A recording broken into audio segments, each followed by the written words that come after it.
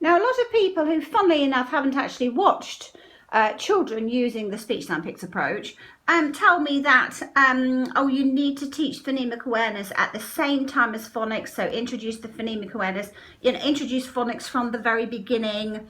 And they don't understand about phonemic awareness in preschool, how it's used, how it develops, etc., etc.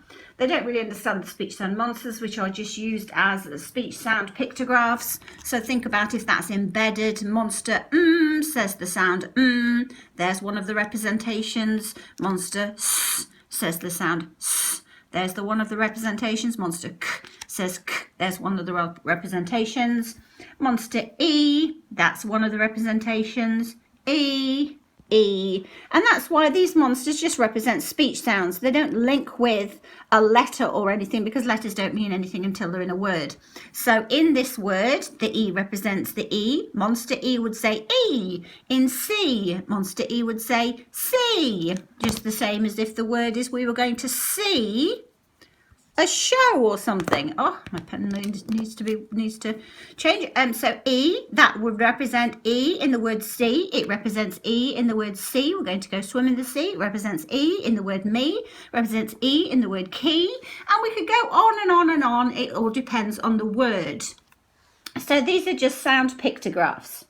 Now, advanced phonemic awareness can't hurt anybody. It's going to hurt children if you're teaching advanced phonemic awareness skills at the expense of other stuff at the wrong time for that child. So we're always thinking about the best thing for that child. But in preschool, advanced phonemic awareness is so easy to teach, and it actually changes the brain. And it actually means that it's going to be a lot easier for children with advanced phonemic awareness to not become instructional casualties in school. It means that we're basically arming their brain against poor instruction. So the people that have their beliefs in how to teach phonics, etc., we're basically arming them. Nobody would disagree that a child that starts school with advanced phonemic awareness is at a disadvantage. Nobody who understands the science of reading and spelling anyway. So look at all these choices for that one sound, that E sound. There's the phonetic symbol E, there's monster E. So think about all of these choices. Let's think about a word like meteor. My sandwich looks meatier than yours. To understand the mapping here, they have to understand that's that representation for that's the representation for E. There's the T, there's the E, and there's the schwa. Eat, They would have to understand all of that in their phonics instruction.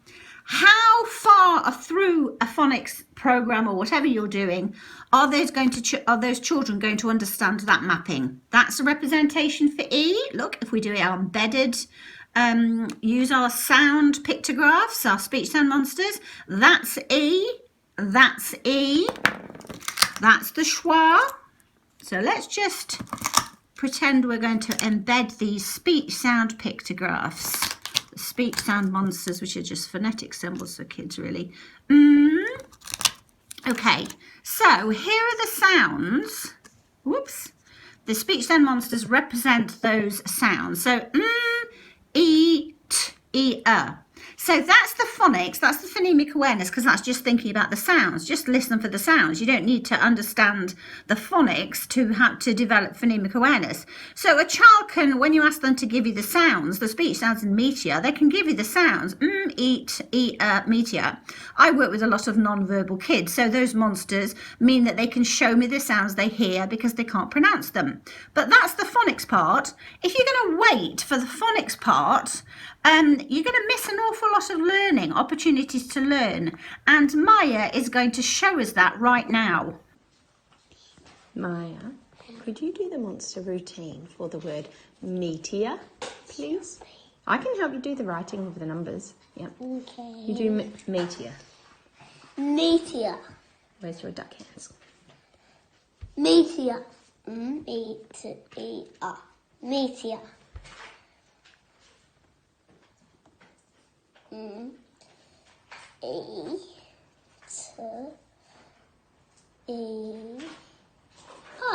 Meteor. Meteor. Meteor. Good girl. Can you write the number 1? Okay.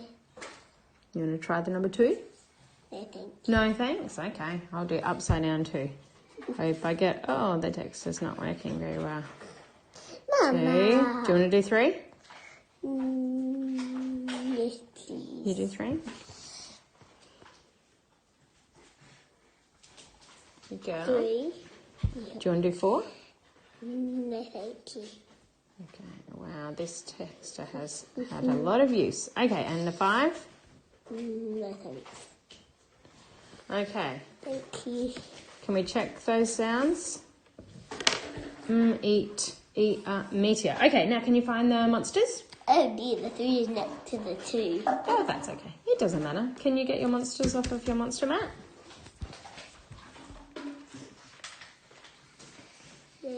Okay.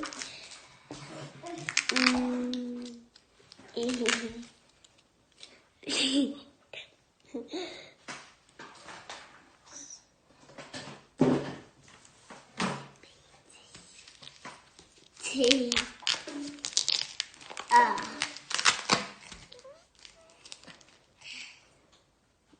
dear, the swans ran away. Oh no! Oh, let's see. Put them down here and see if we've got the schwa. E. Well, you're going to trick some kids if they watch this video. Oh, sorry. E.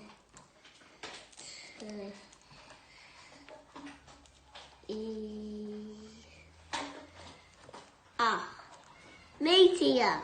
Oh, beautiful. Well done. Eat, meteor. What happens if we took away the last sound? What word would we have then? Meaty. We would have meaty, wouldn't we? Well done. What was that last sound that you took away? The schwa. Oh, what noise does the schwa make in this word? Oh. Well done. I'm going to put the schwa back where it goes. Where does it go? Now we will have meat. Oh, eat meat. You're right, we will. What if we took away the last sound now? What would we have then?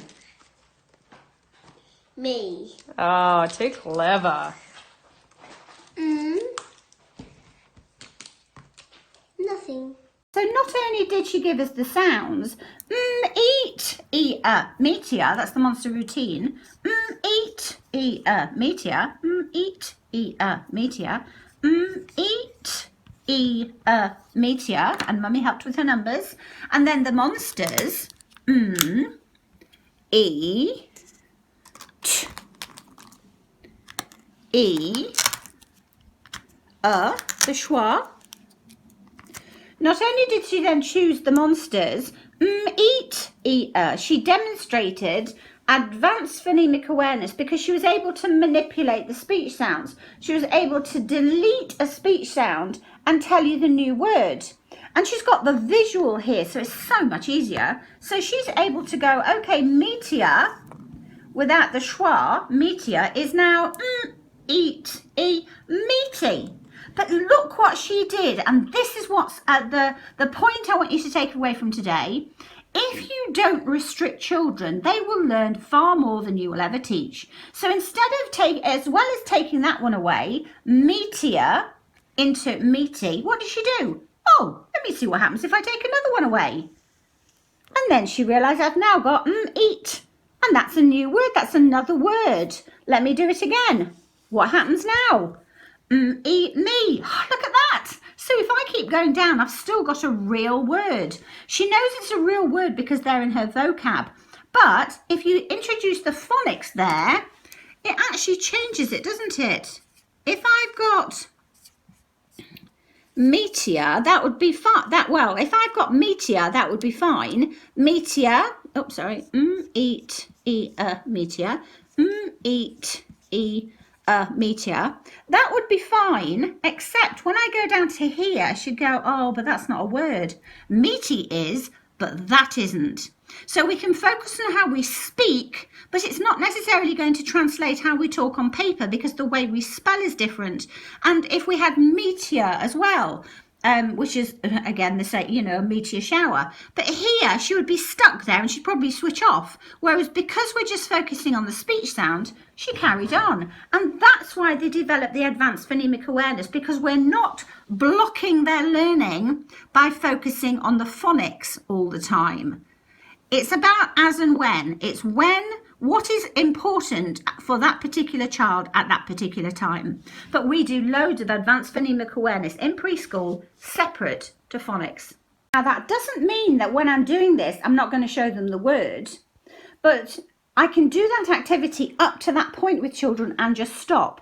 But I could then say, okay, here is the version of meteor that we're just going to look at now.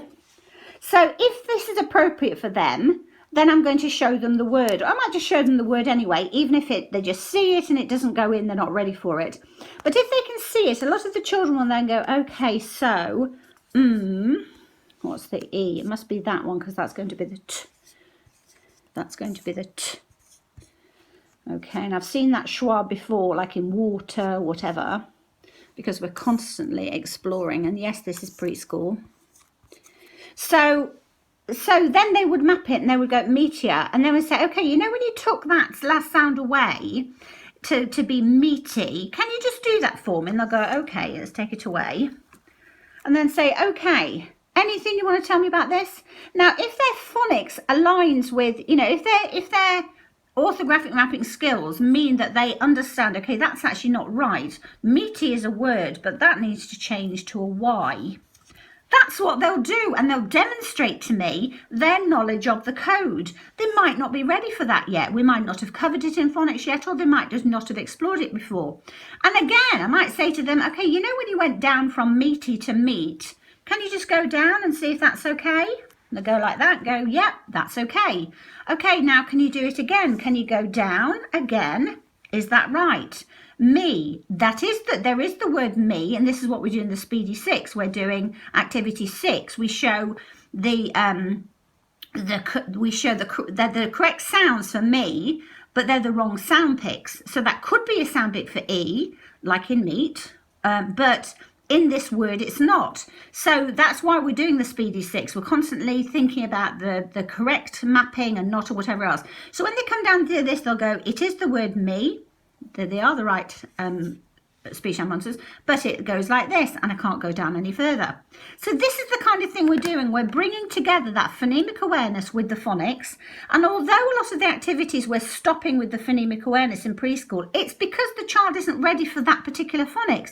But it doesn't mean we abandon the whole activity. It's about bringing it all together, and that is something that skillful SSP teachers do, and that's what you do when you come to training, and that's what you'll learn if you follow these lessons, these I can read without you lessons. Just follow them through and just absorb it and understand it with children, and the children will teach you masses.